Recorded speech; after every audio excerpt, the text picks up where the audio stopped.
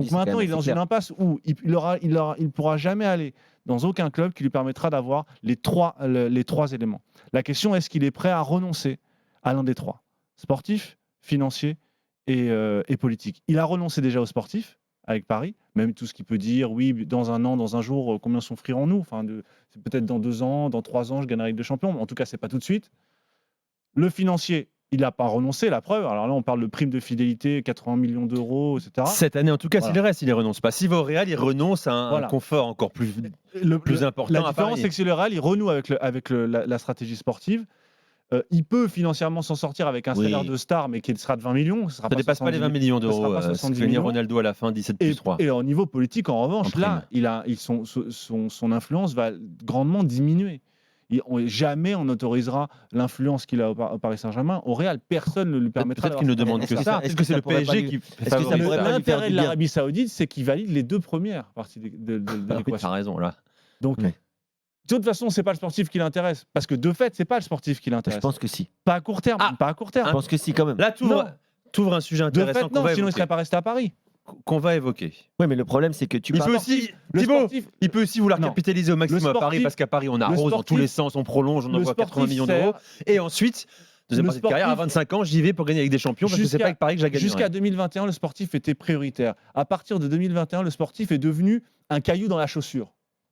C'est devenu le moment où on l'a dit, oui, mais tu risques pas de gagner avec des champions, il faut voir le recrutement. Oui, on va attendre. Oui, je vais voir. Il le dit encore, il le fait encore comprendre ça. Oui, on va attendre peut-être. Alors arrive Léo Messi, tu vois, en 2021, et dit finalement, peut-être ça peut se faire. Mais en même temps, il sait très bien que c'est pas parce que tu vas recruter Léo Messi que tu vas gagner la Ligue des Champions. Il est pas idiot, Kylian Mbappé. Sauf que tu vois qu'à ce moment-là, le sportif devient un problème, mais duquel il s'accommode assez facilement. Tu vois. C'est pour ça que je pense que finalement, l'hypothèse d'Arabie Saoudite, s'il est cohérent avec la stratégie qu'il a maintenant, c'est la bonne destination. Non. J'accueille Ahmed, le 32-16, qui nous a appelé. Salut Ahmed.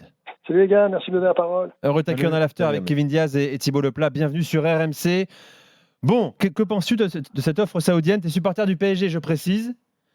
Alors, pas mal de supporters du PSG avec qui j'ai pu m'entretenir aujourd'hui, notamment des camarades de la rédaction, qui me disent mais Kylian Mbappé, mais fais-nous plaisir, va en Arabie Saoudite, offre-nous les 300 millions d'euros. C'est bon, merci, au revoir, on t'accompagne à l'aéroport, c'est pas un problème. C'est fou d'entendre ça. Vas-y, Ahmed. C'est fou, c'est de la com de Nasser qui essaie de rattraper la catastrophe dans laquelle il s'est mis depuis 2 ans à installer la République des joueurs. Il a prolongé Verratti, c'est un scandale, et maintenant il veut mettre le club au-dessus de tout. Il est en train de patauger, le pauvre. Cette piste saoudienne, elle est ridicule. Il a invité le club saoudien en plus à appeler le clan Mbappé. Non, mais c'est un gag. Quoi, Ahmed, ça c'est quoi ça sont tes informations, ton interprétation ? Non, mais parce qu'on sait plus ou moins que le Real va bouger. Le Real va bouger le mois prochain. Ils vont attendre que Nasser soit à l'agonie. Ils vont faire une offre à 100, 150 millions. Il ne pourra pas la refuser. Mbappé dans la tribune, c'est Enrique n'en voudra pas. Il est déjà Enrique, vous voyez la tête qu'il fait. Déjà, il en a marre. Macron va bouger, la FIFA va bouger, l'UEFA va bouger. Ah oui, carrément. Macron aussi, d'accord. Ils ne pourront pas gérer Mbappé aux tribunes. C'est pas Valbuena. Je veux dire, c'est une star internationale. Ils vont avoir des questions tous les jours sur alors Mbappé, est-ce qu'il va rejouer ? Ça va être un jeu de massacre. Ils ne peuvent pas le garder en tribune. Donc, ils vont accepter la proposition du Real à la fin parce qu'ils n'ont pas le choix. Voilà. Ils ont mis Mbappé à côté de Neymar. Pourquoi Mbappé a ce poids ? Parce qu'ils l'ont mis à côté de Neymar il y a 5 ans. Sauf qu'ils l'ont mis à côté d'une escroquerie qui a coulé un échec industriel. Donc, Mbappé a pris la place d'Mbappé plus Neymar. C'est la seule star du club. L'autre fois, j'ai vu la photo quand ils partent au Japon. J'ai vu les joueurs de l'équipe. J'avais envie de pleurer. Je me demande s'il va même tenir la saison en Ligue 1 avec eux. Donc voilà, il a un poids énorme. Regardez le match aller de Coupe de France au Vélodrome. On perd 2-1 avec le grand Messi et le grand Neymar. 2 semaines après, Mbappé et Messi, on gagne 2-0. Mbappé change un match. Mbappé a un poids immense dans cette équipe. Les supporters le savent aussi. Donc il ne va pas aller en Arabie Saoudite. Il va aller au Real et peut-être, si Guardiola l'appelle, il va étudier cette proposition. Mais c'est tout.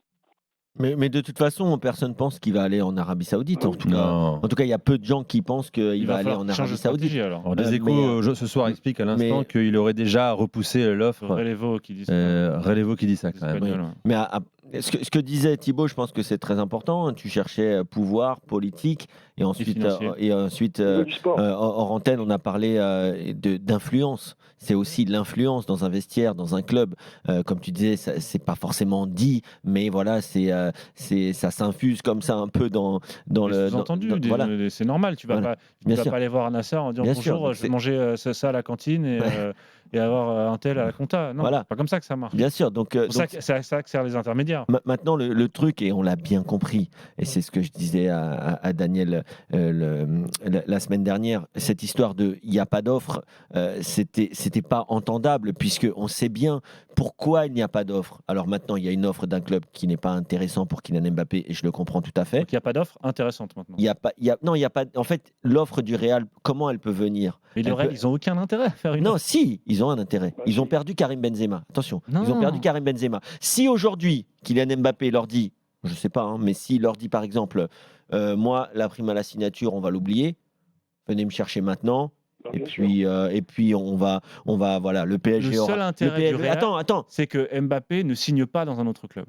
D'accord, mais Mais c'est c'est le seul intérêt. non, mais C'est justement la stratégie de Nasser. Non, mais attention, Elle En réalise. ne attention. faisant rien, Non, c'est ils pas- peuvent à la fois conserver un joueur qu'ils peuvent signer gratuit 4 mois plus Oui, tard, mais tu sais et en jamais- plus affaiblir un rival direct. Après ce qu'il leur a fait l'année dernière, Mbappé, Mais je suis pas sûr justement. qu'il lui fasse complètement confiance. Non, ils lui font Donc, pas tant donc c'est ce que je te dis. confiance que ça, Pour justement. le Real, aujourd'hui, ils n'ont pas d'avant-centre. Ou il leur manque un attaquant. Aujourd'hui, est-ce que Mbappé est complémentaire avec Vinicius? Ça, c'est une autre question. Oui. Mais en tout cas, si tu veux Mbappé, on peut aussi se dire, bah écoute, on devait te donner j'en sais rien, mais on devait te donner entre 50 et 100 millions à la signature. Je sais même pas si c'est le bon chiffre. Mais on devait donner une grosse prime à la signature. Et ben à la place de ça, on va rajouter quelques dizaines. On va t'acheter. Le PSG est content. Toi, tu es content. Nous, on est content. Bien Et sûr. l'histoire, elle se finit Ouais, mais bien. celui qui perd, c'est Mbappé. Bien sûr, il perd financièrement, Il perd financièrement. mais pas Sportivement, il sportivement. gagne. Il Pas perd, sportivement. il perd financièrement et politiquement. Il perd sur le poste 2 et 3 de l'équation qu'on a dit tout à l'heure. Peut-être le poste 1 et 2. Bah non, sportivement, il gagne. Oui, mais tu dis que c'est le poste 2 et 3. Si Le c'était poste le 2 et poste... 3, c'est financier et politique. Oui, mais je me parle dans la hiérarchie. Est-ce que c'est pas le poste 1 et 2? Tu vois ce que je veux dire? Ah, Pour lui, d'accord. oui. Oui, En à l'heure actuelle, priorité. oui. Bon, Ahmed, tu voulais réagir encore? Ouais, je voulais vous dire en plus, faut pas oublier que les sponsors du Real, si on leur dit qu'Mbappé arrive, ils vont cracher au bassinet, les ventes de maillots vont augmenter, ça se finance Mbappé. Le Real trouvera les moyens. fait. En Espagne, ils disent que c'est pas un problème.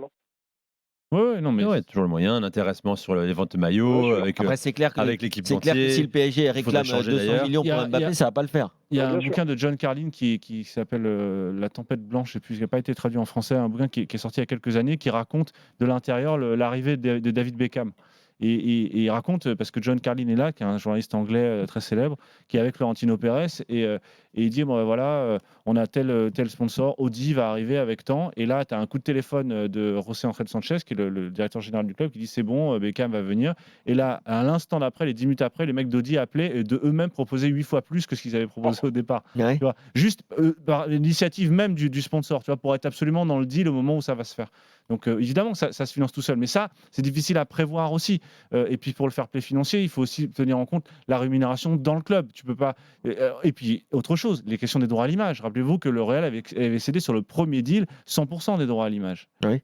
qui était une nouveauté pour le Real. Je ne suis pas certain qu'il le refasse là.